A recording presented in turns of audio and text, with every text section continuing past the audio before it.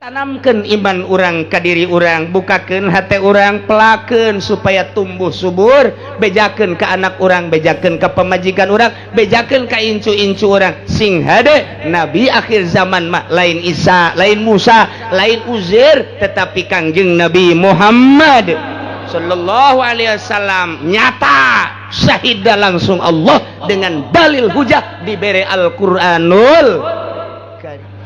Aing mah moal ngadengekeun nu sejen dia aing mah pinter dek ngaji naon di aing fikih bisa aing alat bisa tafsir bisa aing mah gugupu ku sia ilmu sia tapi sia boga henteu kasadaran ka Gusti Allah nu hese ge lain maca kitab sadar bertuhan kepada Allah, sadar bahwa Allah neuleukeun, sadar bahwa Allah teh deukeut, sadar bahwa Allah teh ngabarengan jeung urang. Ilmu nu eta nu hese mah numantek ketika orang dek menghadap ke Allah ilmu dibawa ku orang cak ku si Allah teh sia dek ka aing kunaon mamawa ilmu pan ilmu sia ge menang ti aing wa ma utitu minal ilmi illa qalila iceun heula ilmu dek ka aing mah ulah sombong ku ilmu ja ilmu na ge nang di aing sia dek menghadap ka aing kunaon turunan sia dibawa ka aing mah turunan Habib, aing mah turunan Syarif, aing mah turunan Kiai, aing mah turunan Abuya, pan turunan ge menang di aing coplokeun turunan ulah dibawa ka aing sia mah kudu sataranjang ti dinya atuh kunaon harta dibawa pan harta teh lah sapira harta sia sabaraha gedena harta sia deuleu nu aing langit jeung bumi harta sia ge titipan ti aing dek ka aing mah atuh ulah mamawa harta atuh isin sia ka aing jalus sia ge harta teh pamere aing coplokeun harta sia kudu dicoplokeun kabeh. Gusti sadaya-daya abdi mah teu nyandak ilmu ka Gusti, teu nyandak turunan ka Gusti, teu nyandak pangkat ka Gusti, teu nyandak harta, teu nyandak keluarga. Abdi mah sataranjang tidinya isin jasa Gusti sapira abdi atuh Gusti jasa dayana ge nang pamere Gusti abdi mah nyanggakeun ku Gusti dek dikukubakeun tah cak Gusti ieu nu sataranjang eueuh nanaonan di jero hate teh eueuh ilmuan dibawa ka aing eueuh turunan eueuh pangkat eueuh jabatan eueuh harta sia mah sataranjang nu aya di jero benak hate sia ngan aing doang yap ka dieu diangkat sia ku aing nya diangkat jadi wali aing satungtung urang boga rasa oh ngaji dek adu naon jeung aing moal diangkat jadi jelema gede dah ngaji ku situ mah dek adu naon ya aing alat aya di aing alpiah di kumis aing mantek di janggot aing tah mah kos kitu mah tafsir mah di embun-embunan aing geus teu kudu ka mana hayu ngaji jeung aing moal diangkat jadi solihin acan kecuali diganti ngaranna haji solihin gede hulu tama kos gitu emang kumaha ya qaumi ahdikum subulas salam hei kaum aing menyaho ka jalan ka dieu aing nuduhkeun sia ieu jalan ka Allah mah ieu nu mentek selalu kontra bae jeung jelema lantaran nyanana ndek ngajak ka Allah na teu katarima ku ti ituna asa aing pinter asa aing gagah asa aing mulya eta lah nu ngahalangan ka Allah nu mantak moal bisa ka Allah lamun eueuh nu nuduhkeun disebutna guru mursyid pinter ku pinterna teu boga guru moal datang gagah ku gagahna teu boga guru moal datang eueuh nu nuduhkeun aya nu nuduhkeun lain kadinya jalanna ka dieu dekat Cilongok di Jakarta liwat ka Cikupa brus ka Belaraja teu nyawa jalan urang Pandeglang dekat Cilongok teu nyahoeun lawang tolna di Cikupa dikedoton langsung di Bitung lain turun terus bae datang-datang ka Cengkareng teangan ku sia Cilongok di Cengkareng moal aya tuh cek kenapa dekat Cilongok ka Cengkareng nu di Jakarta anu di Karawang dekat Cilongok datang ka Belaraja kan itu urang salah jalan ya salah jalan nanya atuh ai ka Cilongok jalan ka mana oh cak anu ngabejaan teh ka Cilongok mati Belaraja engke terus lurus ke belok kiri engke aya ka ditu Cisoka tah mah nanya na kudu kanu nyaho ya batu kos gitu kredit ku mah kredit halal tanggung jawab aing geus di akhirat sia geus kamun kahesean aing bae eta lah nanyakeun Cilongok dibere ka Cisoka ahdikum sabilas subulas salam nyana cicing didinya nyaheun ka umat teu berteu saha na ye jelema-jelema nu tadi alladzina khasiru anfusahum nyaeta jelema nu rugi ngarugikeun dirina nyaho Allah teh pangeran teu iman ka Allah nyaho Kangjeng Nabi Muhammad teh diangkat jadi nabi jadi rasul teu iman ka Kangjeng Nabi berarti nyanana ieu teh ngarugikeun ka dirina memang fahum la yu'minun. Emangnya nama teu iman ka Allah, teu iman ka Kangjeng Nabi, teu iman ka Kangjeng Nabi Muhammad diangkat jadi Rasul Allah sallallahu alaihi wasallam. Jelema teu iman rugi, nu mantak rugi nyana teh ngabobodol diri padahal lain teh nyaho pastur, lain teh nyaho baheula kardinal, lain teh nyaho bangsa kitu ulama-ulama Yahudi, ulama-ulama Nasrani nyahoan sebabnya nanyahona ka Kangjeng Nabi teh aya dina Bible nu asli, aya dina Taurat anu asli ngan kunyana disalahgunakeun komodu kuari mah diterjemahkeun make bahasa Sunda. Geus aya Injil Sunda, Injil Jawa mau geus aya.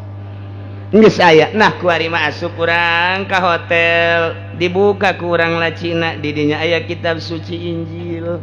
Berbagai bahasa di dinya teh aya. Urang asup ka rumah sakit, engke bakal dibere kitab Injil. Urang asup ke berbagai tempat Injil selalu aya. Ieu teh nagara urang, nagara naon kok Injil merabak luar biasa di berbagai hotel, di berbagai motel, di berbagai tempat-tempat persinggahan, di berbagai rumah sakit. Bahkan aya perjanjian akan dikurangi sekian persen mun maneh asup ke agama Nasrani. Nauzubillah min zalik wa min zalik nisbat di jelema anu susah kabeneran teu bisa mayar ngek-ngekan eueuh jualin haju manehanna najang mayar rumah sakit kira-kira 50 jutaan kabeneran aya penginjil datang ka dinya ceknya nanggeus dibebaskeun saya yang bayar yang penting kamu masuk Kristen saja. Pertimbangan antara iya dan tidak, antara iya dan tidak lah ya hese mayar jualin eueuh iya geus deuk kumaha. Masya Allah balik deui tamaka hidayah mahal hidayah mati Gusti Allah subhanahu wa ta'ala geus nyaho urang kaayaan modal kos kitu nu mentak loba jasa kuari nu arasup Islam karena minta Injil yang asli. Di Indonesia Injil nu asli aya di perpustakaan UGM Yogyakarta. Di dinya teh teu sambarangan jelema bisa nyokot Injil nu eta kecuali aya izin. Ketika aya izin dibere waktuna sekian hari kitu ge urang wah identitasna kudu lengkap, sulit untuk membaca. Tah beda jeung di luar negeri. Di Belanda mah dibebaskeun, di Inggris ge dibebaskeun. Ketika kamari dibebaskeun Injil Barnabas tu asli, Bible asli dengan teks Ibrani nu aya disalahkeun ku nyana. Lantaran teks Ibrani nu asli ieu kieu kok Inggrisna kieu salah, ieu salah, ribuan nu asup Islam. Nah, karena ilo bajasa nu arasup Islam teu katahan, tutup kembali di perpustakaan Belanda, kuari Injil asli tidak boleh sembarangan. Perpustakaan Injil Inggris teu sembarangan jelema ditutup deui lantaran ternyata ketika dibaca nu aslina ilo bajasa nu asup Islam aya bahasa Mahmudin, Muhammadin eta aya di Taurat jeung Injil anu asli. Gitulah ieu mah untuk memperkuat keyakinan urang. Injil nu araya di urang Injil muharraf ngaranna anu dirubah. Urang mah geus teu kitu geus iman ieu ka Gusti Allah alhamdulillahirabbil alamin. Tah turunlah ayat cek malaikat Jibril Muhammad qul ayyu syai'in akbaru syahadah qul lillah syahidun baini wa bainakum wa uhiya ilayya hadzal qur'anu liunzirakum bih wa man balagh a innakum latashhaduna anna ma'allahi alihatan ukhra qul la ashhadu qul innama huwa ilahu wahid wa innani bari'um mimma tusyrikun. Datang langsung Kangjeng Nabi mata ngeunaheun jang ngajawab. Cak Kangjeng Nabi wahai ahli Mekah, kaula dek nyarita ka anjeun mun anjeun harayang saksi ayu sayin akbaru syahadah saha nu panggede. Nah saha anu pangkuasana, saha anu panghebatna, saha anu pang bagus-bagusna sebagai jadi saksi. Moal aya kol nu panghebat-hebatna jeung panggede-gedena nu nyaksian bahwa kula diangkat jadi nabi, bahwa kula diangkat jadi rasul, ialah Allah. Dikitukeun ku Kangjeng. Allah teh syahidum baini wa bainakum, anu nyaksian antara kaula jeung antara aranjeun kabeh, untuk menyatakan kebenaran kaula bahwa kula diangkat jadi nabi, bahwa kula diangkat jadi rasul. Saksina moal aya nu leuwih gede batan Allah. Kadenge ku tilisia. Kadenge ku tilisiaan teman tamahan teman. Ya Allah. Wa uya hadzal Quran sebagai dalil bahwa kula diangkat jadi nabi, sebagai hujah bahwa kula diangkat jadi rasul, diwahyukeun ka kaula hadzal Quran. Ieu Quran ieu. Teangan ku maneh Quran. Model Quran ieu. Teangan syiran model Quran ieu. Teangan bahasa model Quran ieu. Mun aya tandingna, kula bisa dibohongkeun ku anjeun. Moal aya tanding Al-Qur'an mah, sebab Al-Qur'an mah al-mu'jiz. Ngapeskeun ka musuh. Saha anu bisa nandingan Al-Qur'an? Ayat nu pang pendek-pendekna inna a'tainakal kautsar. Teangan tandingna inna a'tainakal kautsar. Fasholli li rabbika wanhar inna syani'aka huwal abtar. Ngeunaheun kana jajantu. Nikmat kadengena Quran. Cok gerage Quran mah eueul nu teu nikmat. Qul a'udzu birabbin nas, malikin nas, ilahin nas, min syarril waswasil khannas, alladzi yuwaswisu fi sudurin nas, minal jinnati wan nasin sin. Ge urang nyeun sajak jang kabogoh urang Pak. Kumaha ye coba ye. Nurutan Al-Qur'an datang ka modar sih moal bisa. Quran mah masyaallah al-mujiz. Ya Allah. Ngeunaheun kurang membaca teh diamati ulah nyaho kana hartina kakarak ngadengena doang ge. Komo dibaca ku nu sorana ngeunaheun mah cacak-cacak ku imam urang nu sorana jore we. Boga imam urang di lembur sorana waduh masyaallah sakumaha galedeg. Sing jileger haju digantian embung pan nyana bae. Sanggeuk leuh teu aya berjamaah imamna, sanggeuk. Aduh, Masya Allah. Tak, ngeunaheun jasa Al-Quran. Sok, alam tara kaifa fa'ala rabbuka bi ashabil fil. Ngeunaheun Quran. Alam tara kaifa fa'ala rabbuka bi ashabil fil. Alam yaj'al kaidahum fi tadlil wa arsala 'alaihim tayran ababil tarmihim bihijaratin min sijil faj'alahum ka'asfin ma'kul. Lam kabeh. Atau itu mah macana sih. Alam tara kaifa fa'ala rabbuka bi ashabil fil. Itu sih. Macam teu kajawan naon dibaca eta. Hah, sudah ngomong pokona. Nyanana ge teu ngeunaheun atuh komo nu ngadengekeun. Kudu ngatur ayat-ayatna kudu ngatur. Masyaallah ngeunaheun Al-Qur'an. Gusti Allah nu agung nikmat. Eta tabbat yada abi lahabi wa tab ma aghna anhu maluhu wa ma kasab sayasla naran zata lahab wa imratuhu hammalatal hatab fi jidha hablum min masad. Ngeunaheun ya Allah. Coba ge di imah sorangan maca. Ngeunaheun apa henteu? Bejakeun ka pamajikan. Ngeunaheun ieu kakang. Teu ngeunaheun. Adi tuh gunggura heula tuh, adi tuh. Make naon? Cangkang kado. Tarik-tarik. Ya kari itu Quran. Tuh. Ya. Kaula mah geus teu perlu saksi manusia cek Kangjeng Nabi. Dia permintaan anjeun mah geus diayakeun ge tetep bae. Kamari minta malaikat, andai kata malaikat ge tetep bae moal iman. Minta deui moal. Kula mah langsung bae saksi.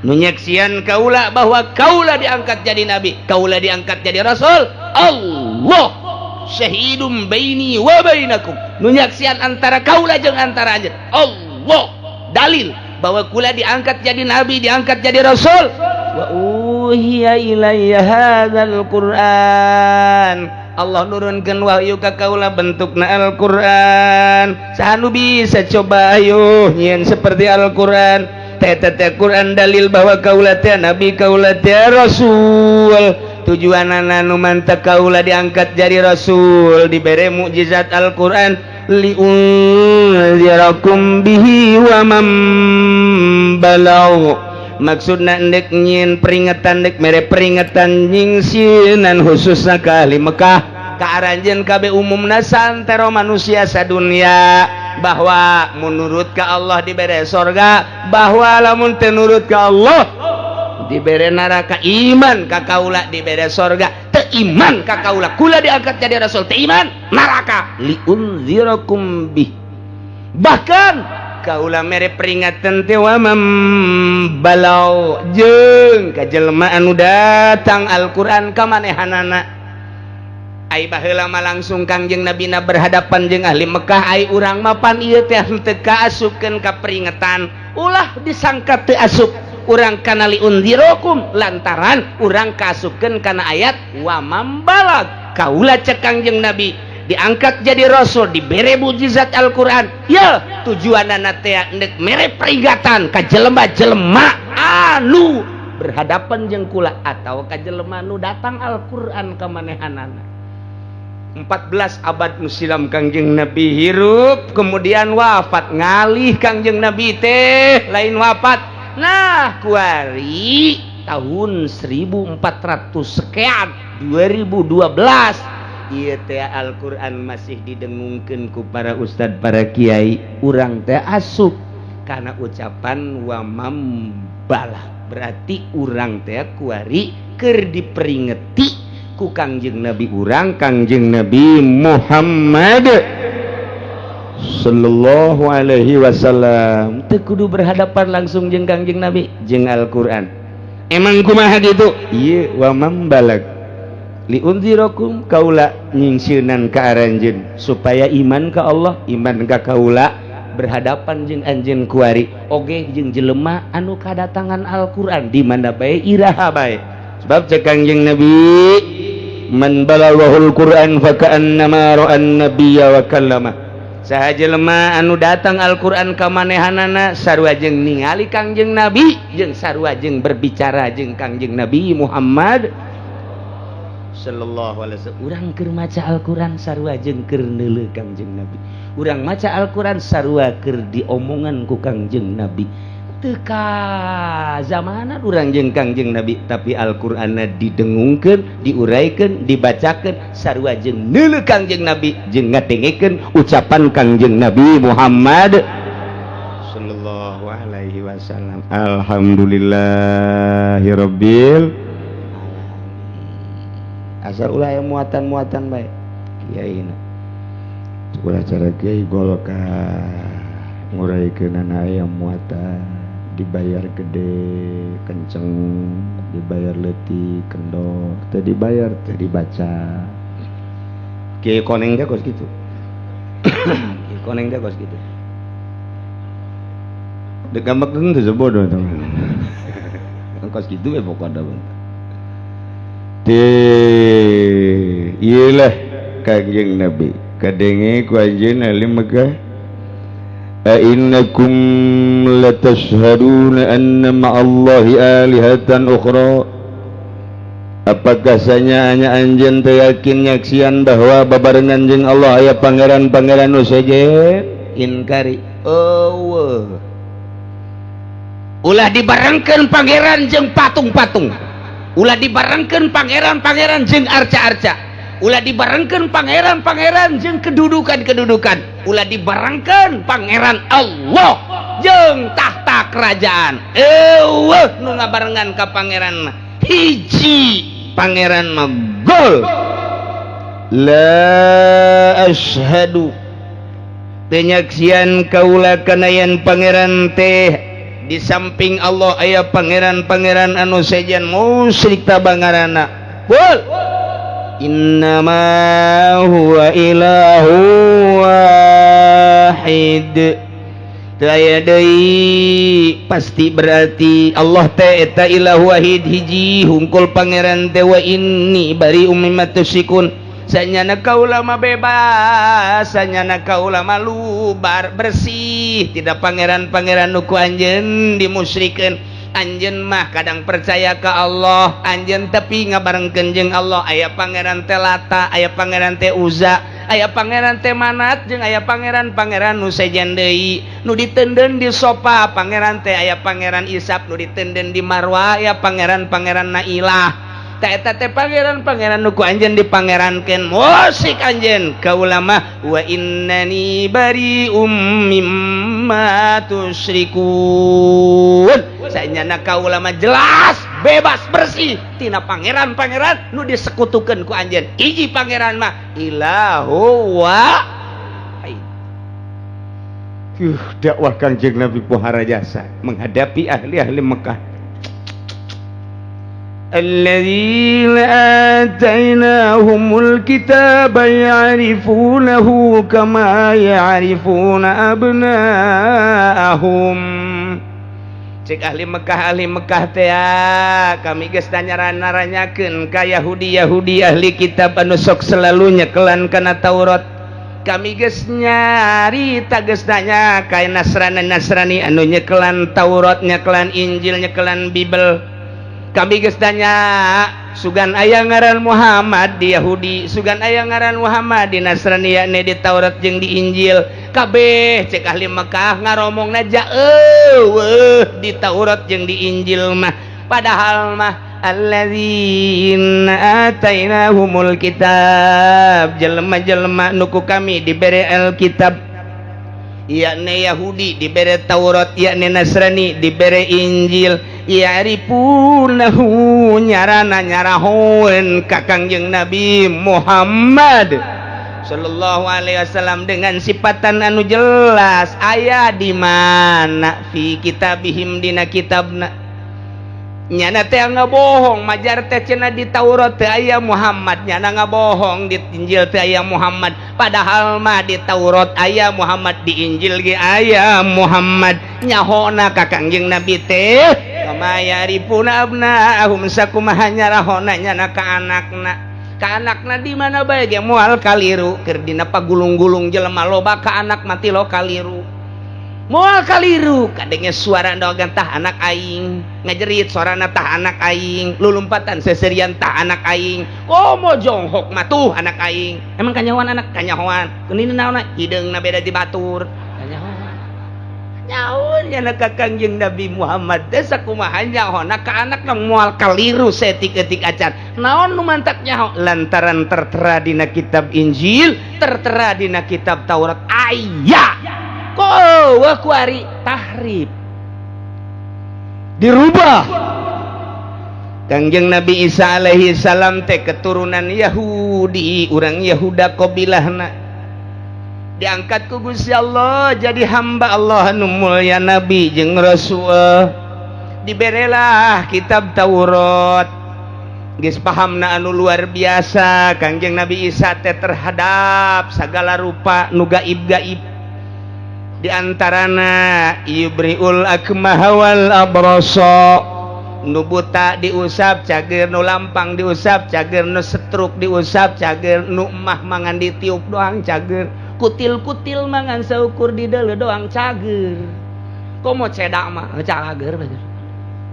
Cager ieu istimewa jasa Kangjeng Nabi Isa mah tercengang kabeh kaum Yahudi terhadap Kangjeng Nabi Isa. Bahkan keistimewaan Kangjeng Nabi Isa yuhyi wa yumit, bisa ngahirupkeun jeung bisa ngamaotkeun. Coba Isa tuh kuburan geus ribuan tahun tepak ku Kangjeng Nabi Isa. Gum iya sahibal makbarah biidznillah huda. Ditanya manis mok abdi Heri urang Cikupa. Gas gum num sare deui. Wow, cak kaum Yahudi ieu mah lain manusia, Isa mah ieu mah pangeran menjelma. Pangeran menjelma ieu mah di Isa dipangerankeun Kangjeng Nabi Isa teh ieu laku kaum-kaum anu nulungan ka Kangjeng Nabi Isa disebutna kaum Nasrani. Jadi Kangjeng Nabi Isa alaihi salam teh lahirna di Yerusalem, Bethlehem eta teh keturunan Yahudi. Kangjeng Nabi Isa teh dibantu ku kaum Yahudi, iyalah ngaranna kaum Nasrani. Diangkat Kangjeng Nabi Isa teh ka langit, geus ngabejakeun Kangjeng Nabi Isa memehna bahwa engke di akhir zaman aya nabi ngaranna Muhammad. Di kitab Tauratna dijelaskeun, dibacakeun di kitab Tauratna, di kitab Injilna ge dibacakeun. Pan ari Injil teh ieu bahasana bahasa Yerusalem. Bahasa Yerusalem teh disebut bahasa Ibrani, kuari mah disebutna bahasa Hebreu. Kuari mah Hebreu, Ibrani teh kok bisa henteu jadi bahasa komunikasi kuari di Yerusalem ge henteu di Israel ge henteu lantaran aya penyerangan baheula terhadap Yahudi. Peberencai Yahudi teh di Yerusalem nu kuari Gaza dipermasalahkeun teh. Ta eta teh peberencai Yahudi teh sehingga aya anu ka Amerika, aya nu ka Soviet, aya nu ka Mesir, macem-macem. Bahasa-bahasa Ibrani teh bisa dipakai komunikasi di negara-negara lain. Akhirnya nyana milu dengan bahasa komunikasi negara nukunyana di cicingan. Mun nyana di Mesir milu ka bahasa Mesir. Mun nyana di Amerika milu ka bahasa Amerika. Mun nyana aya di Uni Soviet milu ka bahasa Uni Soviet. Itulah orang-orang Yahudi aslina bahasana bahasa Ibrani. Etalah nu kuari mah terkenalna bahasa Hebreu. Ta eta teh kuari mah kuari eta kitab nu bahasa Ibrani dianggap kitab suci. Mun urang kuari boga Taurat asli bahasana bahasa Ibrani. Kangjeng Nabi Isa diturunkeun ka alam dunia diberelah kitab Injil. Kitab Injil ge bahasana Ibrani. Kangjeng Nabi Isa na bahasana Ibrani. Orang Yerusalem teh bahasana bahasa Ibrani. Nu mantek urang lamun kuari ka Yerusalem ka ditu aya jelema kolot di ditu teh anu mempertahankeun budayana. Okos urang ka Parahyangan ka Bandung aya keneh jelema kolot nu mempertahankeun Pasundan. Bahasa Sunda nu aslina hese. Urang ka Cianjur nomor hiji di dunia bahasa teh Cianjur nu sabenerna mah lantaran komunikasina kurang bagus diangkatlah nomor 2 ialah Bandung. Eta teh hese teh bahasa nu asli nama urang lamun urang neuleuh bahasa Sunda nu asli hese jasa hese mantap ulah sok susundaan. Ulah sok susundaan. Urang Sunda mah kadengena ningnang jasa geus sia bahasa cisoka bae. Mun bahasa mauk bae. Mun bahasa sepatan bae. Mun bahasa rawa kidang atuh geus bae. Bahasa kah kobok bae. Sok Sunda res. Lantaran Sunda mah lain lalagaan heuseuna ge. Jeung budak leutik bahasana ieu, jeung nu sagede rada gede bahasana lain deui, jeung nu sasaluhureun bahasa lain deui, jeung ka indung bahasa deui lain deui, jeung ka sorangan lain deui, jeung ka bapa lain deui. Urang lamun nanya ka batur Dupi Rama nuju naon? Rama nuju naon? Oh, pun bapa nuju kulem. Beda tuh. Nu nanya mah Dupi Rama nuju naon? Lamun urang Rama deui salah. Oh, pun bapa nuju kulem. Hese antara nu nanya jeung anu ngajawab beda. Tuh. Urang nanya ka babaturan urang atawa ka nu liwat nu kawauh urang. Mulih ti mana? Jawabna wangsul ti pasar. Beda. Atuh beda tah anu mantap ke anu mun sia ngadenge Sunda aing hareudang. Atuh pas ditanya orang Bogor, bade ka mana? Bade ka Pondok Ageng. Je, Pondok Ageng, pondok gede mah pondok gede bae. Atuh ulah. Atuh ulah dirobat tamang lembur jieunan. Manja lembur jadi Pondok Ageng. Ibi nuju naon? Nuju ngauah-uih dinten Rangginang. Masya Allah. Aing ngabulak-balik mah ngabulak-balik bae. Ai poe Rangginang mah poe Rangginang bae ulah dinten Rangginang. Geus teu bareres bae pokona mah geus. Teu bareres bae. Eta Sunda eta kos kitu hese jasa. Tah, okos jelema ka Arab, nawar. Tuan. Tasbih kam haja. Berapa ini berapa? Oh, 50 real. Lah, Tuan, 10 real saja. Oh, tidak, cak orang Arab teh tidak. Berapa tuh, Tuan?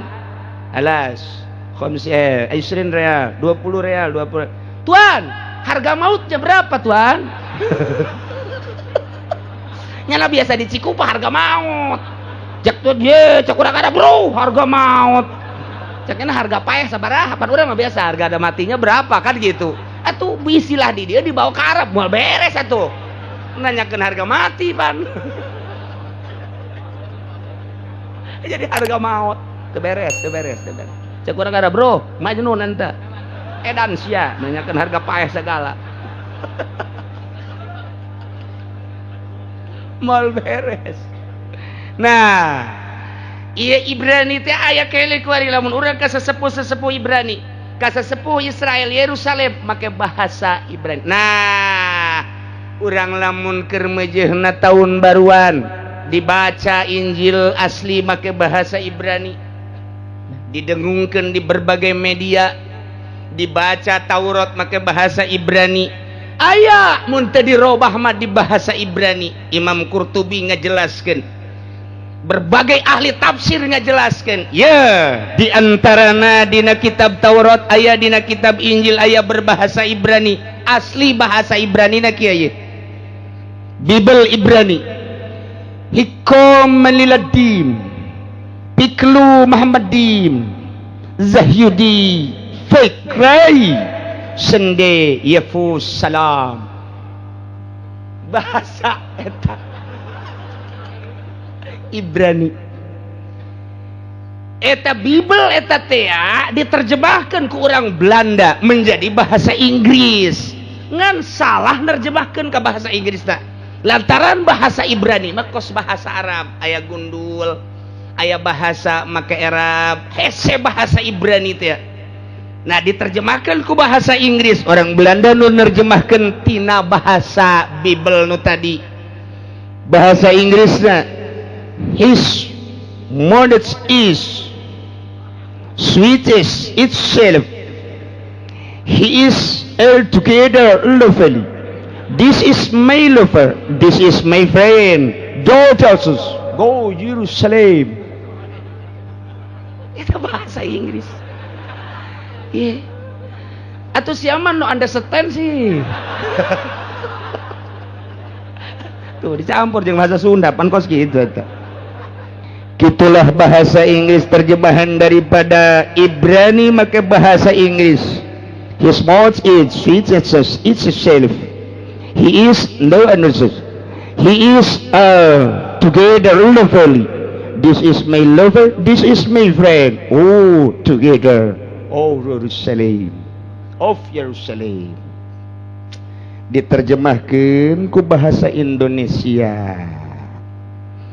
Bibel dalam bahasa Indonesia mengatakan kata-katanya manis semata-mata, segala sesuatu padanya menarik. Demikianlah kekasihku, demikianlah temanku, hai putri-putri Yerusalem. Aslina tadi mah aya Mahmadin dina kitab Taurat, dina kitab Injil Bibel nu asli berbahasa Ibrani aya Mahmadin.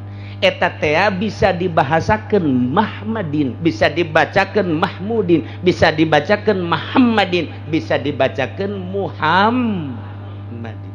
Bahasa Ibrani na tu tadi aya kadenge ku urang mun nyana henteu ditahrif aya Hikom maliladim Faklu Muhammadim tah Muhammadim Zahyudi Firskaihi Bance Yafus Salam aya Muhammadi. Baca Taurat nu asli, baca Bibel nu asli bakal aya. Ta eta teh diterjemahkeun ka bahasa Inggris geus salah orang Belanda nerjemahkeunana. Di ditula aya Muhammadin, Muhammadin mah ngaran jelema Muhammadin. Kunaon atuh kumanehanana disalahkeun terjemahanana menjadi his mouth is sweetness is self. Salah. Pengertianana kan tadi Muhammad, orang yang terpuji. Kunaon atuh? henteu aya orangan, malah kata-katanya manis semata-mata, segala sesuatu padanya menarik, kan salah. He is together lovely. Nah iyalah, segala sesuatu padanya menarik. This is my lover, demikianlah kekasihku. This is my friend, demikianlah temanku. Eta kan geus salah ngahartikeun Muhammad menjadi kata-katanya manis sekali. Kan lamun kata-katanya manis bisa ka Muhammad, bisa ka Kangjeng Nabi Isa, bisa ka guru-guru. Ialah tahrif Injil dengan bahasa Indonesia, diambil dari Bible asli bahasa Ibrani, sama sekali salah total. Lamun kunyana henteu dibuka terus bae kuari. Injil asa bener, Taurat asa bener. Nu mantak loba mahasiswa ketika menggali Injil anu asli Barnabas, Bible nu asli, loba anu ditutupan, loba anu disoekeun, loba anu dibeulem. Nyana mempertanyakan, kenapa ini ditutup tidak boleh dibaca? Kenapa ini dibuang halamannya dari halaman sekian kok menjadi nganclok ke halaman sekian? Nganclok. Nah, mestina aya. Nah iyalah cek manehana jawabanana. Ini adalah bukan Bible asli, ini hanya semata-mata nyanyian. Ketika seorang Raja Sulaiman dulu mencintai seorang gadis desa yang tidak bisa ditahan, cintanya harus dilaksanakan, maka manusia saat itu adalah mencari seorang pujangga yang istimewa. Dibuatlah satu syairan. Syairan itu tertera di dalam Injil. Maka syairan ketika Raja Sulaiman mencintai seorang gadis, dibuatlah satu syairan. Inilah yang ada di Bible yang asli. Kok gitu sih jawabannya? Nah, ilah orang mun nyaritakeun Bible, nyaritakeun Injil, nyaritakeun Taurat. Nah, ieu tahrifna luar biasa. Kaditu nama mahal horeng hidayah urang mah alhamdulillahirabbil alamin. Ternyata di Amerika ratusan bahkan ribuan nu asup Islam setelah menggali Bible asli. Ternyata di Inggris loba kuari saat ieu loba nu asup Islam karena pernyataan Saddam Hussein, karena pernyataan Osama bin Laden. Nu mantak Saddam Hussein teh sangat membekas di hati-hati masyarakat. Di Eropa lain sekedar di Timur Tengah, di Eropa jadi sanjungan Saddam Hussein. Maka Amerika melarang mendatangi kuburan Saddam Hussein. Saddam Hussein teh ribuan jelema didatangan di zarahan. Lamun urang ningali dina kitab kewalian, setiap manusia paeh kemudian di zarahan, ieu tanda bahwa dirina adalah diangkat jadi wali Allah. Ulah hese-hese. Kuari di Amerika ditahan, tidak boleh datang ke makam Saddam Hussein karena nu arasuk Islam di Amerika berkunjung ke Saddam Hussein. Di Inggris ditahan, tidak boleh masuk untuk ziarah ke Saddam Hussein. Orang dituna ge teu meunang ziarah ke Saddam Hussein, dikaburkeun. Tetep bae wali mah moal bisa kajen kukumaha. Kuari keur mujurna ditahan, teu meunang aya nu ngadatangan kuburan Saddam Hussein. Kok bisa gitu sih? Lantaran Nyana pernah menyatakan Taurat yang asli ada pada diri saya, Injil yang asli teksnya ada pada diri saya. Saya akan membacakan Taurat yang asli, saya akan membacakan teks Ibrani Injil yang asli. Ternyata nama Muhammad ada beberapa yang dibahas, yang tertera, tertulis. Kuari mun urang neangan kitab suci Bible bahasa Indonesia, moal aya hiji-hiji acan ngaran Muhammad. Urang mun maca Taurat kuari moal aya ngaran Muhammad hiji-hiji acan. Atuh dina Al-Qur'an geus dijelaskeun, alladzina atainahumul kitaba ya'rifunahu kama ya'rifuna abnahum. Jelema nu dibere kitab Taurat Yahudi ngaranna jelema nu dibere kitab Injil Bible Nasrani ngaranna. Atuh nyaueun kasipatan Kangjeng Nabi Muhammad aya Muhammadan binatihi fi kitabihim, dina kitab Injil aya, dina kitab Taurat aya.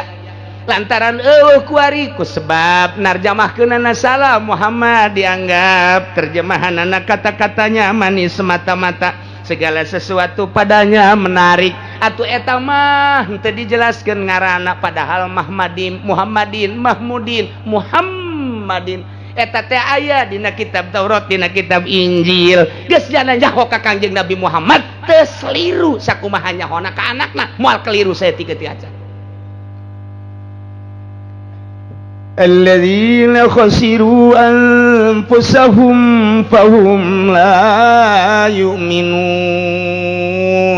Jelema nu tadi anu marahanehanana dibere kitab teu iman ka Kangjeng Nabi, dibere kitab Taurat, dibere kitab Injil, teu iman ka Kangjeng Nabi, padahal hate leutik nama manehanana teh menyadari ieu teh Muhammad anu aya dina kitab Taurat, nu aya dina kitab Injil, tapi gengsi teu daek iman ka gengsianana lantaran Kangjeng Nabi mah yatim, lantaran Kangjeng Nabi mah fakir, lantaran Kangjeng Nabi mah hina, teu pernah aya ngaran pendidikan-pendidikanna. Sugan kadenge Kangjeng Nabi di Mesir, sugan kadenge di mana di Israel, sugan kadenge di Iran, di Irak ngajina teu pernah, sokan sakolana teu pernah Kangjeng Nabi mah, tapi nyahoeun nya gengsi, teu ngaji tapi pinter, aing bae nu sakola tapi bodoh. Gengsi nya teh hayang hiji. Nomor kadua nu mantek teu iman ka Kangjeng Nabi lantaran geus kangeunahan nya disepuhkeun ku masyarakatna, sehingga manehanana disumbang ku masyarakatna, dibere, disuplai, dingeunah-ngeunah, dihormat, dimulya-mulya. Mun aing iman ka Muhammad, kamulyaan ieu suplai ieu teh bakal leungit geus aing daripada leungit kamulyaan jeung suplai mendingan aing moal iman. Kitulah nu ngaganggu ka dirina. Datang ke kuari kitu bae terus. Aing mah moal ngaji lantaran atuh aing mah pan ngadahar uyahna ge leuwih ti heula leg-leg ku sia uyah. Aing mah moal ngadengekeun nu sejen dia aing mah pinter deuk ngaji naon di aing, fikih bisa aing, alat bisa, tafsir bisa aing mah gugupu ku sia ilmu sia. Tapi sia boga henteu kasadaran ka Gusti Allah. Nu hese ge lain maca kitab, sadar bertuhan kepada Allah. Sadar bahwa Allah neulekeun, sadar bahwa Allah teh deukeut, sadar bahwa Allah teh ngabarengan jeung urang. Ilmu nu eta nu hese mah nu mantep ketika urang deuk menghadap ka Allah, ilmu dibabawa ku urang. Cak ku si Allah teh sia deuk ka aing kunaon mamawa ilmu, pan ilmu sia ge meunang ti aing. Wa ma utitu minal ilmi illa qalila. Iceun heula ilmu deuk ka aing mah ulah sombong ku ilmu, ja ilmuna ge nang di aing. Sia deuk menghadap ka aing kunaon turunan sia dibabawa ka aing. Aing mah turunan Habib, aing mah turunan Syarif, aing mah turunan Kiai, aing mah turunan Abuya. Pan turunan ge menang di aing, coplokeun turunan ulah dibabawa ka aing, sia mah kudu sataranjang ti dinya.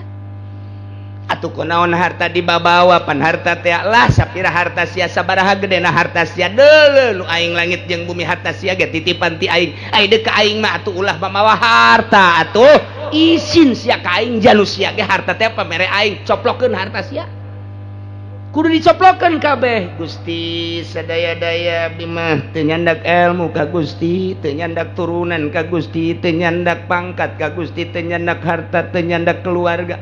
Abdi mah sataranjang tidinya isin jasa Gusti, sapira abdi atuh Gusti, jasa dayana ge nang pamere Gusti, abdi mah nyanggakeun ku Gusti deuk dikukubahakeun. Tah cak Gusti, ieu nu sataranjang. Eueuh nanaonan di jero hate teh, eueuh ilmuan dibabawa ka aing, eueuh turunan, eueuh pangkat, eueuh jabatan, eueuh harta, sia mah sataranjang nu aya di jero benak hate sia ngan aing doang. Yap ka dieu diangkat sia ku aing nya, diangkat jadi wali aing.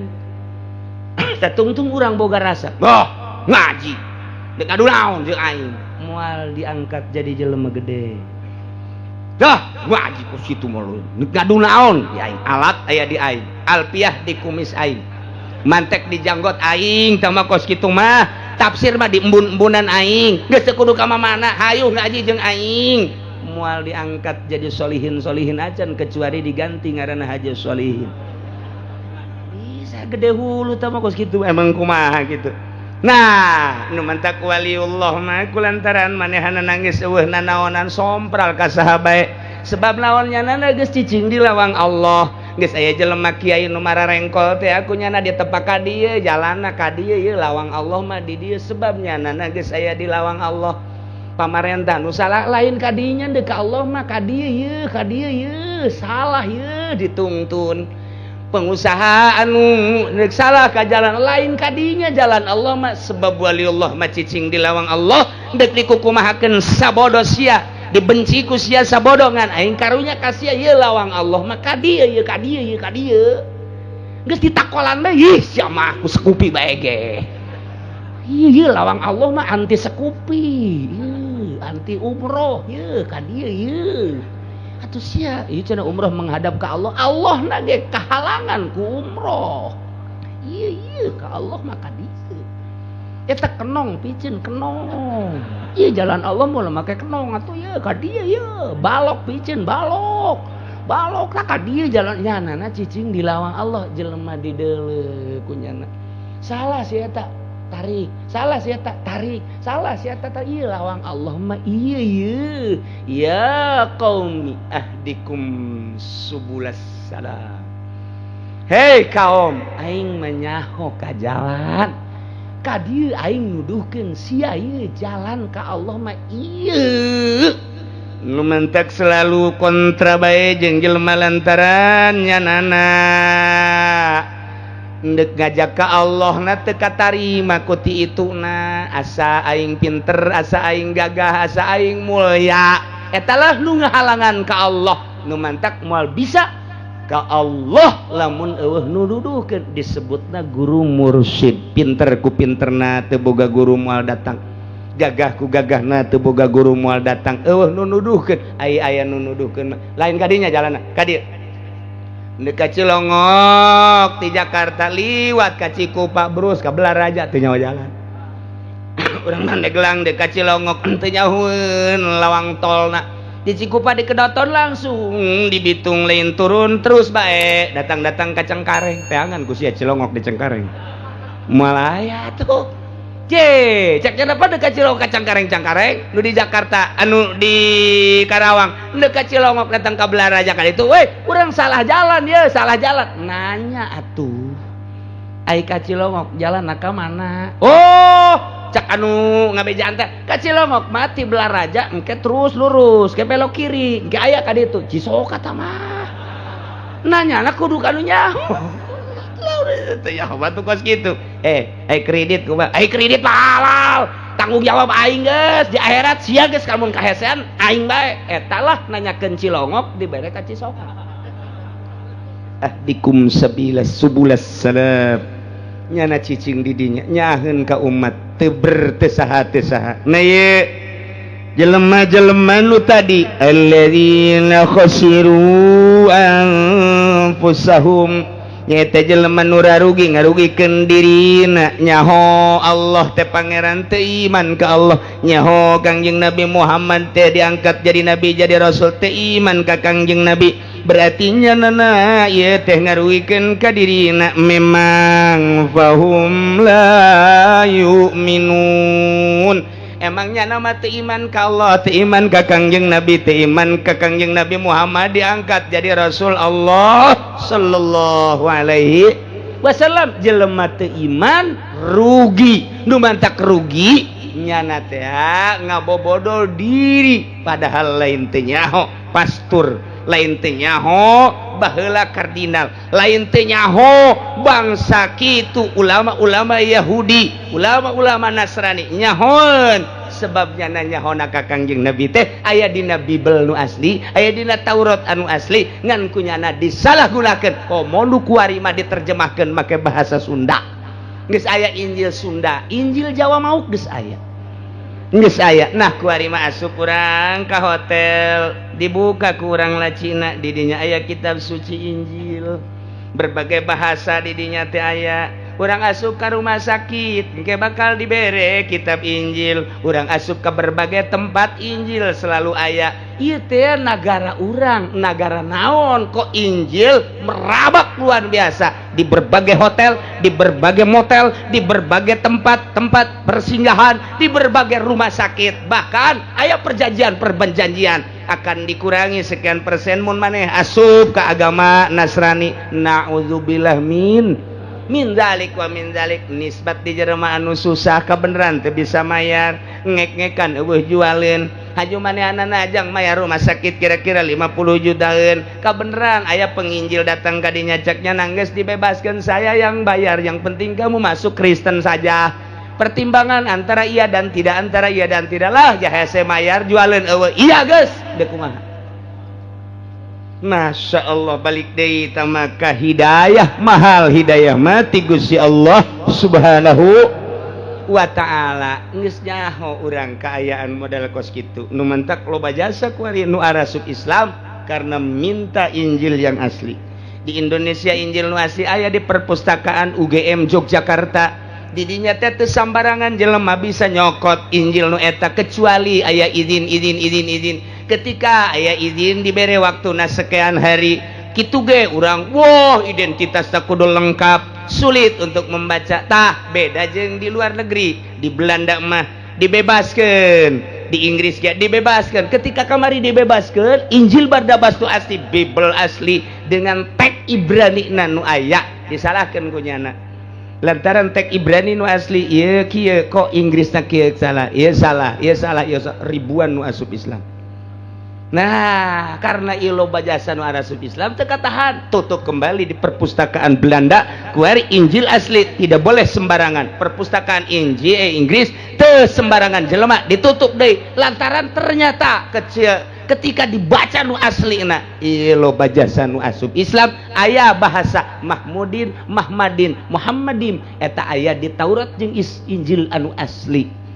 Kitulah ieu mah untuk memperkuat keyakinan urang.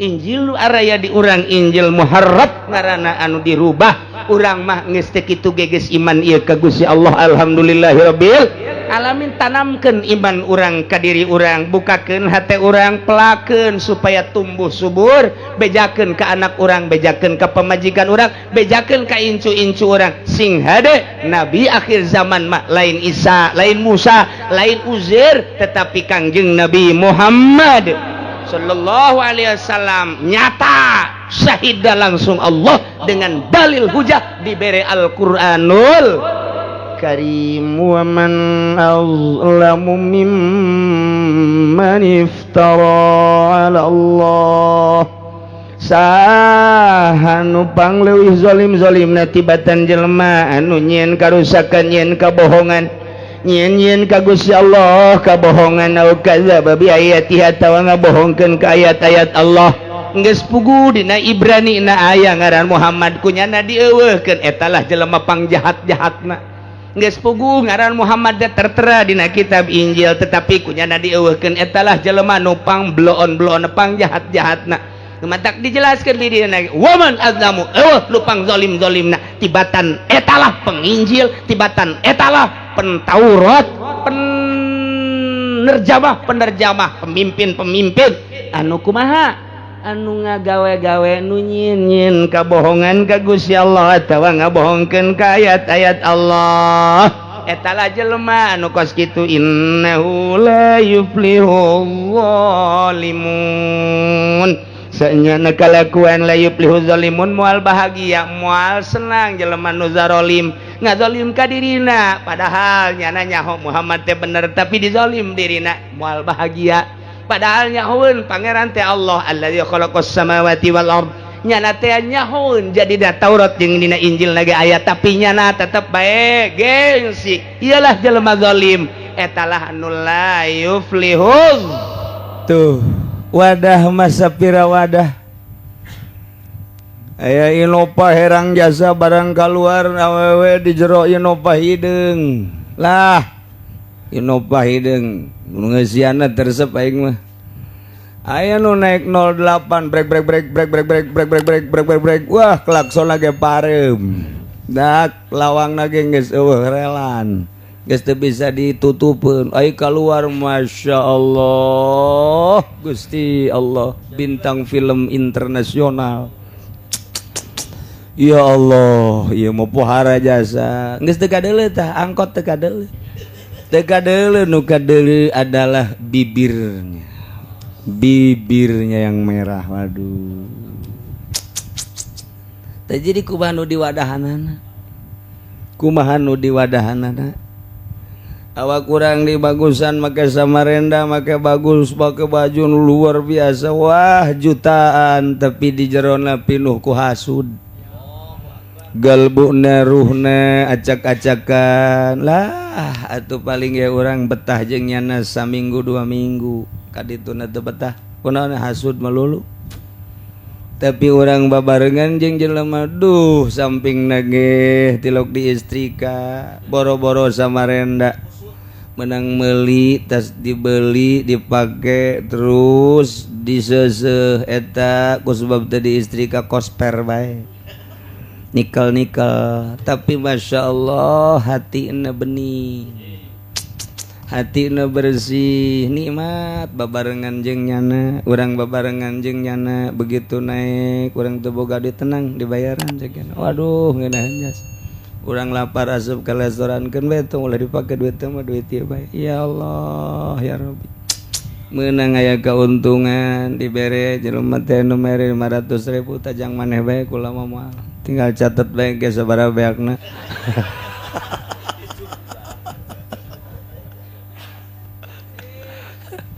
bersih hati ngeunaheun Gusti urang boga pemajikan gelis tetapi hayang itu hayang budak teu meunang lambat balik geus kokopra kunyana geus dicekelan bae aduh geus nyeri awak urang geus kuru jasa mikiran pemajikan bae ditinggalkeun geus aya anak jeung besi teu manggih deui kos kitu tapi makan hati luar biasa lah gelis ge teh zahirna doang tapi orang boga pemajikan teu sabaraha tapi ka urang ngeunaheun jasa kagadeng mingguan aya emang ongkosna aya ieu besi kurang ya ongkosna ieu ngan balik pangmerikeun BH sial nikel jasa tama nya jore nya aduh papar aduh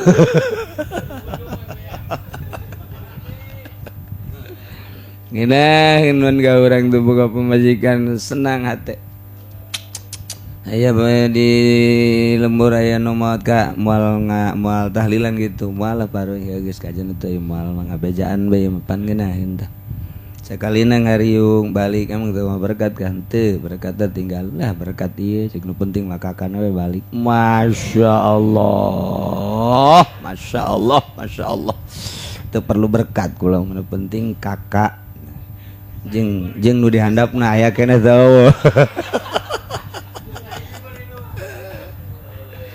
kana hate ngeunaheun jasa pendeta nikmat jasa tuh eusina eusi jerona ya Allah ya Rabbi orang boga guru kiai minggu datang di ongkosan sebulan deui datang di ongkosan deui di 3 bulan datang deui di ongkosan cak santrina ieu mah garong lain guru ieu mah ti sono datang ka teu sono datang ka greget orang batinna du dunya teh teu karasa teh kos kitu teh tapi lamun datang ngadoakeun geus dibere teh jang di dieu bae jang ngabangun pondokkeun bae mama mah ulah dipikiran anjeun bae lah geus henteu ieu mah teu kudu pinuhan bae mobil teu kudu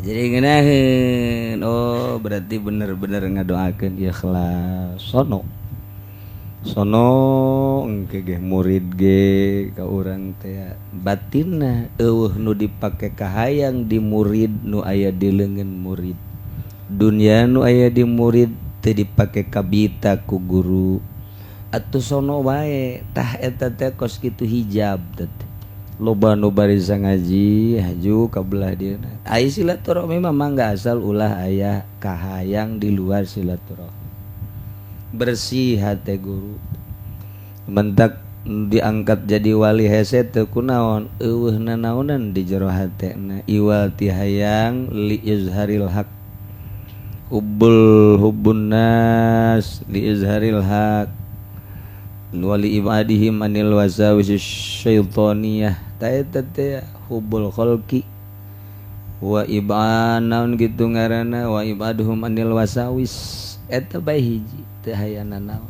masyaallah nikmat eusi jadi kumaha eusina urang boga batu haju kotor teresep batu cincin bersih biasa digulak di kadar dage mah kristal blue sapir gitu.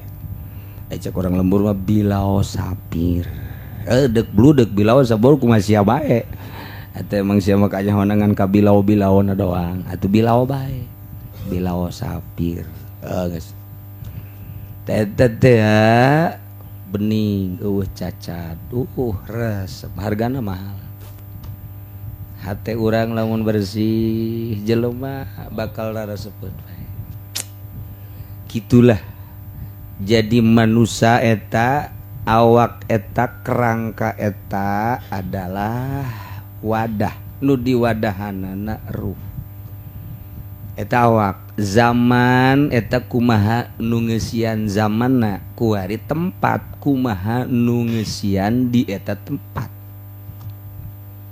tah lamun kamari geus dijelaskeun ku Ki Musonif bahwa nu paling istimewa adalah tempat ma'arfah lantaran arfah teh ngandung sejarah taat ka Gusti Allah. Al-amkinah ta'zumu biqadri ma yaqa'u fiha. Tempat eta bisa luhur agung ku ukuran nu terjadi di eta tempat. Terjadi minat taat dipakai ibadah ka Gusti Allah. Kajabali arfah wal masajidis salasah. Mun urang salat di Masjidil Haram sarakaat dibayar 100.000. Urang maca tasbih hiji dibayar 100.000 tasbih. Urang maca Quran sakali tamat dibayar 100.000 kali tamat. Wah luar biasa. Iyalah Masjidil Haram. Di Masjid Madinah dibayar 500, di Masjid Aqsa dibayar 100. Ieu tempat ngabogaan sejarah sehingga mulia menurut Allah. Aya kadar jangan mulyakeunana sebab di tempat eta boga Baitullah. Di tempat itu aya Kangjeng Rasulullah. Di Masjidil Aqsa aya batu urut naik Kangjeng Nabi. Ngabogaan sejarah tempat eta mulia. Turun sumal masajidil baqiyah, masjid-masjid lain di urang ge bisa pakai itikaf. Di imah mah teu bisa itikaf tapi di masjid mah bisa. Urang di masjid mah bisa salat tahiyatul masjid tapi di imah mah teu bisa tahiyatul kamar teu bisa. Tapi tak eta masjid teh luar biasa agungna lantaran aya kadar taat wa zawaya termasuk zawiyah musalla majlis ta'lim wa khalawatil aulia jeung tempat nyepina para wali-wali Allah subhanahu wa ta'ala dilestarikeun datang ka kuari tempat para wali Allah urang ka pamijahan aya guhana urang ka Demak aya masjidna. Hayu bae urang ka dieu ka Banten ulu kesultanan luar biasa komo nyaho sejarah mah loba jasa nu laleungit ku ari ge asup ka masjid leungit loba jasa nu 3 poe nu saminggu ku ari ge sing hade tadi masjid Banten teh. Nah sebab naon aya tempat khalwah Sultan Aulia ya ne Syekh kitu ka Kangjeng Maulana Hasanuddin. Itu kene di Maulana Yusuf ayat tempat khalwah ayat tempat khalwah nu kuari masih kene diabadikeun di kulon dirahasiakeun teh mah hampir jelema kabeh kadinya aya guha leutik mun urang asup kadinya tanpa make cara na ieu bila jarang andu kaluar deui dicaplok buaya. Ya buayana aya buaya putih aya buaya hideung aya nu di darat mah buaya darat teh mah lain deui. Nah ieu buaya tah eta tempat khalwah na para wali Allah subhanahu wa ta'ala. Nah jeung lian-lian ti eta ta eta teh nyaritakeun pangmulyana arfah sebab didinya lah malaikat tarurun. Bersejarah ketika Siti Hawa, Ibu Hawa jeung Kangjeng Nabi Adam didinya papanggi amprok. Kemudian datang ka dieuna asal cicing di arfah geus dihampura dosa. Pohara jasa Allah menghargai arfah. Setiap jelema nu datang ka arfah usim haji geus pokona mah dihampura dosa. Ulah ngomong kumaha-kumaha asal datang ka arfah niat hajian ihram atuh geus dihampura bae geus dosa. Eta agungna arfah eta Masya Allah. Sebab naon boro-boro Allah malaikat dikerahkeun poean arfah mah supaya mandang kabeh ka jelema nu aya di arfah. Abeh malaikat nempokeun bae. Wow, yo itu Dedi itu. Lelempangan bae teh budak di arfah ngaroko deui cek malaikat. Kadeuleut ku malaikat. Ya Allah. Ku agung-agungna arpah, ku agung-agungna gunung arpah, sehingga urang nu di luar arpah, urang nu di luar arpah disunahkeun nyaruaan ke kanu di arpah. Hiji urang sunah ulah menyisiran sanajan di dieu, dua ulah motongan kuku lantaran menghargai nu di arpah. Nomor katilu urang teh disunahkeun taqarrub ka Gusti Allah mun di ditu mah ku cara tersendiri di urang puasa poean arpah. Ulah teh urang teh kudu nyarupan we. Kemudian urang na di dieu kudu taqarrub tadarruk ka Gusti Allah sakumaha nu keur di arpah bae. Menghargai nu di arpah urang sunah nuturkeun sakumaha nu keur di arpah. Eta teh sunah tete urang itu. Urang tak mulia jasa tete arpah. Mulia jasa tete arpah. Nah, cek arifin wa indal arifin al amakinu kulluha arpatu. Tempat di mana bae sarua jeung arpah bae cek ahli marifat. Di Cilongok sarua jeung arpah di Pasar Kemis, sarua jeung arpah di Cikupa, sarua jeung arpah tete di Citra. Sarua jeung arpah tete di Citra tete Citra. Puri Jaya sarua al amakin kulluha arbah cek arifin. Nah, li annal amakin tatasarrafu bihim wa tatayyabu bihudurihim, lantaran tempat jadi tambah mulia, jadi mulia ku ayana arifin, jadi seungit ku ayana hadir arifin. Lamun hiji masjid didatangan ku waliullah bakal beda sinar masjidna. Lamun eta majlis didatangan ku waliullah bakal beda eta majlis. Imah didatangan ku waliullah bakal beda eta imah. Sebab naon ditutur-tutur ku malaikat ketika nyana datang ka imah, kadinya datang ka imah malaikat waduh di imah eta teh sing suliwer. Sing suliwer teh tak tambah mulia imah didatangan ku waliullah. Imah didatangan gitu majlis didatangan ku wali Allah bakal beda tete tempat eta majlis eta masjid eta imah eta beda lantaran pandangannya na sarua bae arpah bae. Kok bisa kos kitu si wali lantaran nyana mah perasaanana jeung Allah bae. Urang bae urang di luar bulan Ramadan jeung di jero bulan Ramadan beda asa deket ka Gusti Allah ka kurungku Ramadan sahabae asa deket jeung Allah. Kuari sahabae ketika di arpah inget keur didelekeun ku Gusti Allah. Boga perasaan keur didelekeun ku Gusti Allah teh wali mah per detik jeung per menit kitu bae. Geus eueuh bedana wali mah beurang jeung peuting akur bae. Kemudian tempat di mana becak cenah arpah bae lantaran atuh suhudna hudurna jeung Gusti Allah nya mah selalu. Kitulah para wali Allah. Geus eueuh beda tempat teh. Jang urang mah ya beda jang urang mah. Urang mah tetep bae ga beda. Beda bae urang mah sebab urang mah kitu Mandalungan. Urang mah Mandalungan. Artina Mandalungan teh urang mah bunglon. Lemun keur katutupan kuno hejo jadi hejo, katutupan orang mah kuno putih jadi putih, katutupan kudu hideung jadi hideung, bunglon ngaranna. Kubahan mun bahasa Jepang nama kameleon. Tak eta tah kos kitu teh tah. Jadi bunglon urang mah tah. Tak eta teh kumaha katutupanana bae. Ai wali mah teu deuk kumaha bae kitu bae nya mah. Urang malamun di Mekah kakara kerasaan deket jeung Gusti Allah memang kitu boga sakitu ge geus bagus. Boga sakitu ge geus bagus 15 tempat anu istimewa di Masjidil Haram. Nomor kahiji di pas pisan Hajar Aswad.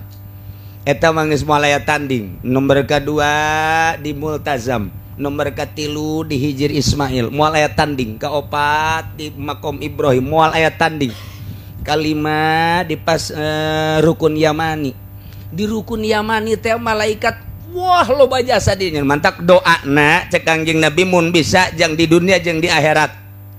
Dipagahan ku Kangjeng Nabi ulah keluar dunia jeung akhirat mah Rabbana atina fid dunya hasanah wa fil akhirati hasanah wa qina azab. Wah beh di rukun Yamani mah eta bae doana. Rabbana atina fid dunya hasanah wa fil akhirati hasanah wa qina azabannar. Malaikat amin amin amin amin. Eta teh urang keur ngadoa teh. Urang ngalureng Rabbana atina fid dunya hasanah amin. Rabbana atina fid dunya hasanah wa fil akhirati hasanah wa qina azaban amin. Cak malaikat teh amin amin terus we ditutur-tutur lain hiji ribuan malaikat. Ngan kurang mah teu kadeuleu bae. Pernah lain pernah ratusan wali pernah neuleu hadir para malaikat di samping Kangjeng nu nyaritakeun wali mah dibuktikeun neuleu wali-wali Allah teh di dinya teh mantak di Baitullah mah di Baitullah. Andai kata Indonesia, Malaysia, Turki, Pakistan kabeh teu meunang asup ka Baitullah dijaga perang tetep pinuh bae Baitullah mah malaikatna engke biswarin syatta ngarupa manusia nu beda-beda tetep pinuh bae di Baitullah mah. Ngan urang ulah sieun ku pinuh lantaran lain jelema kabeh. Okos dipuri lain jelema kabeh. Jurig teh sawaro. Lain jelema kabeh. Mantak urang teu kudu dedesekan hayang ka bait hayang ka Hajar Aswad teh ngadoa sing lempeng ka Gusti Allah sanggeusna ngadoa munajat. Terus Gusti abdi teh ti Indonesia jauh abdi teh hayang nyium Hajar Aswad. Ieu teh apan batu ti sorga Gusti sedengkeun ke Hajar Aswad teh lamun ku urang geus dicium atawa diistilaman engke teh bajana bakal ngagero-gerokeun pan di akhirat. Ayuhal hujaj, ayuhan nas, ayuhal basar engke cak Hajar Aswad teh ta'ali kadieu saha nu pernah nyium kula, saha nu pernah ngadadahan kula, saha nu pernah muteran ka ulah. Ieu bareng jeung kula ka sorga. Untung jasa. Nah urang tadarruk ka Gusti Allah Gusti abdi makajen kukumaha ge hayang dibere bisa nyium be ka Hajar Aswad teh sok mantengkeun milu urang teng engke aya pitulung teh kumaha lain jelema kabeh engke ge aya jelema ngageserkeun urang urang jelog bae aya di Baitullah aya di Hajar Aswad ieu loba jasa asal boga kayakinan jeung mentana ka Allah nu bener kios kitulah Hajar Aswad mah. Geus dirasakeun ku kula cek kula teh ieu hese amat hayang ka multazam Gusti. Multazam teh nu Gusti, abdi nu Gusti, manusia nu ieu di dieu geja nu Gusti. Ieu mah abdi mah hayang sakali becak teh hayang nempelkeun awak ka multazam. Ja ieu teh nu Gusti kabeh ge Gusti mah maha kawasa. Kunaon tuh aya nu ngadorong di terus we geus teu boga kahayang ku kumaha ieu mah kumaha datangna we teu. Eta jelema nu dihareup jangkung gede teh eta jangkung gede jelema nya hor ti mana meureun datangna. Nyana keur kieu bae eta. Neuleuh ka tukang ka dieu, atuh kula ditarik ku nyana. Jadi aya di beteungnya na. Eta kieu masyaallah, model jasa. Haji bareng neuleuh ka dieu ka Baitullah, ja ieu mah deukeut jasa ka Hajar Aswad, ja deukeut jasa ka Hajar Aswad mun ka dinya bisa digeserkeun ku nyana. Ngan ceuk hate pan lain keur tawaf, dipundurkeun deui ku nyana. Eta lamun urang inget kejadian kos kitu pan aneh haju geus beres terus urang keluar ai si tadi jelema mana eueuh subhanallah tak etalah nu kos kitu hararese di Baitullah mah teu kudu desek-desekan asal urang beneran ka Gusti Allah ujianana engke anu malaikat kabeh di dinya nu pinuh teh lain jelema kabeh lain jelema malaikat biswarin syatta. Nah nu mata kurang ngadoa teh ya lamun bisa mah di dinya unggal juru rukun Hajar Aswad, rukun Iraqi, rukun Syami, rukun Yamani. Pas pelebah juru-juruna bae ngadoa teh, ngadoana teh di juru miti di lempengan Hajar Aswad pinuh ka tukang urangna ka tukang asal lempeng bae jeung Hajar Aswad. Di dinya lah malaikat rajana malaikat Jibril keur leuleukeun. Waduh. Si Peri keur ngadoa.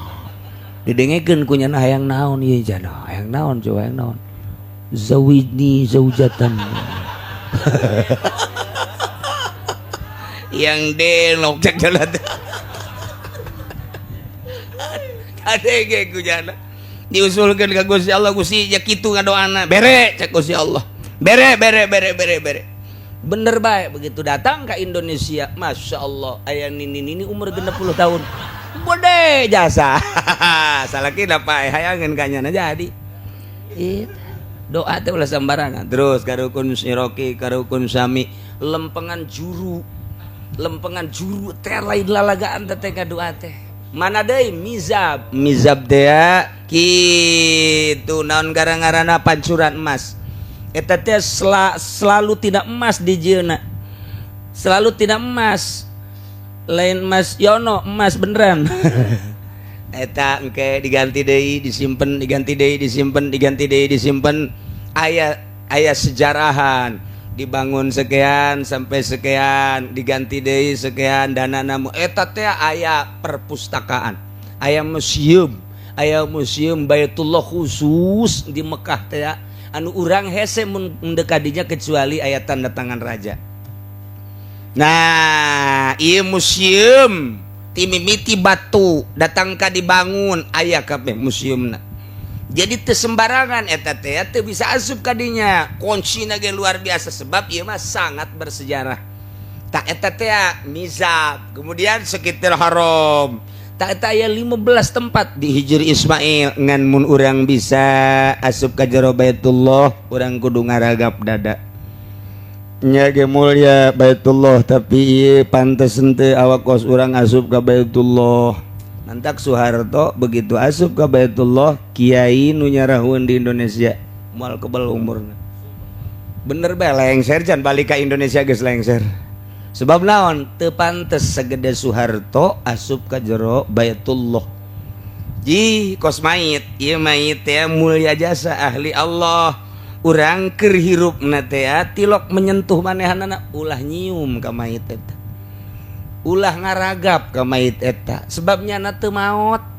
Geus urang keur hirupna ge teu wani ulah wani-wanianan. Tapi ketika urang wanoh ka manehanana, urang wani ka nyana ja biasa sok bergaul, urang nyium sunah. Okos Kangjeng Nabi begitu wafat Sayyidina Abu Bakar mukakeun nyium Sayyidina Abu Bakar. Atuh emang mitohana sajaba pitohana pernah ngalahun Kangjeng Nabi di guha, pernah babarengan hijrah ke Madinah dicium nu sejen endek nyium di stop ku Sayyidina Abu Bakar keur hirupna wani henteu ka Kangjeng henteu ulah cukup bae ngadoakeun. Jadi teu sakabehna nyium ka Kangjeng Nabi di stop ku Sayyidina Abu Bakar. Ieu teu maot ahli Allah mah geus lamun teu maot ulah wani-wani tah ka mayit bae kos kitu komo ka Baitullah. Mata ke ulah dihayang-hayang ke Baitullah mah asup moal ongkoh potongan kos kieu ka Baitullah. Geus asal di luar rame urang tawaf. Nah ieu. Jadi al amakin kulluha arfatu li annal amakin tatasarrafu bihim wa tatayyabu bihudurihim. Loba sahabat mandap-mandap ka Kangjeng Gusti, Kangjeng sumping ka bumi abdi aya naon?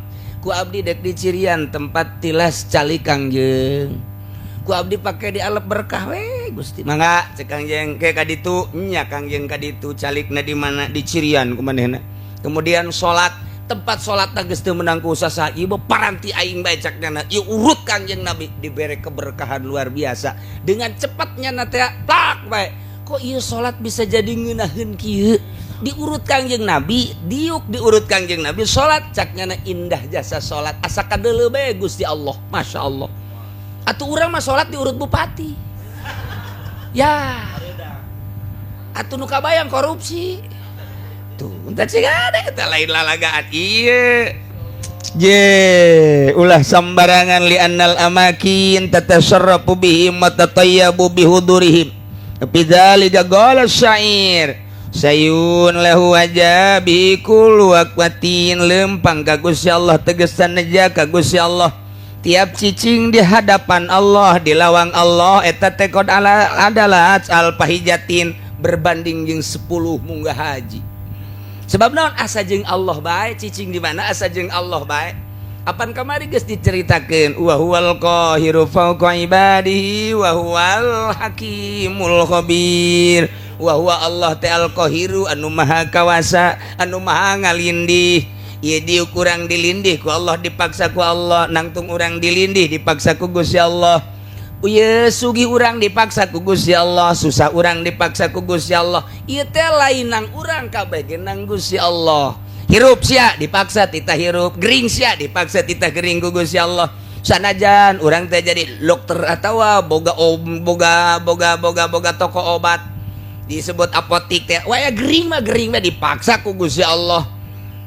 Cager dipaksa ku Gusti Allah. Paeh sia, paeh bae.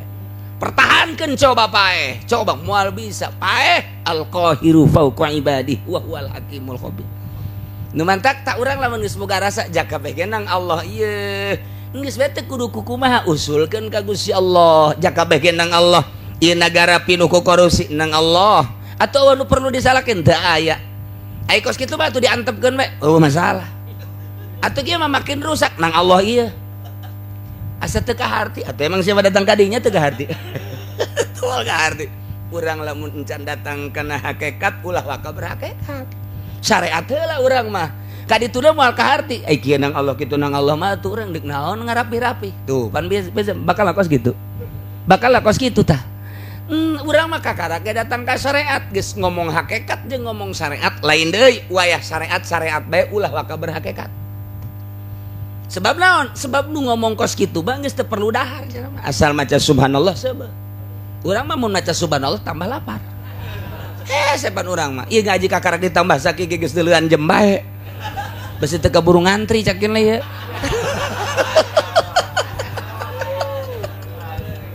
emang bersyariat atau syariat baik ieu keur carita bahasa hakikat kabeh ge nang Allah keur carita jadi urang lepaskeun dimensi syariat urang kuari asup ka dimensi hakikat urang keur aya kuari di alam hakikat jaka kabeh ge nang Allah sebab Allah teh al-qahiru fauqa ibadihi bisa henteu urang mempertahankeun sehat supaya ulah gering jatuh bisa henteu urang mempertahankeun gering supaya ulah sehat jatuh bisa henteu urang mempertahankeun hirup supaya ulah pae jamal bisa henteu urang mempertahankeun sugih supaya ulah susah jamal bisa henteu urang mempertahankeun susah supaya ulah sugih moal bisa cak hakikat mah jak kageh kabeh ge meunang Allah urang kos kieu tanang Allah ieu urang teh hirup kos kieu dedeg pangadeg da meunang Allah apa pernah pesen baheula ka Gusti Allah henteu ketika orang ngaca Gusti Allahumma alhamdulillahirabbil azim kama ahsanta khalqi fahasin khuluqi ti Kangjeng Nabi Allahumma Gusti sakumaha Gusti ngabaguskeun ka diri abdi pangbaguskeun batin abdi pangbaguskeun tata krama abdi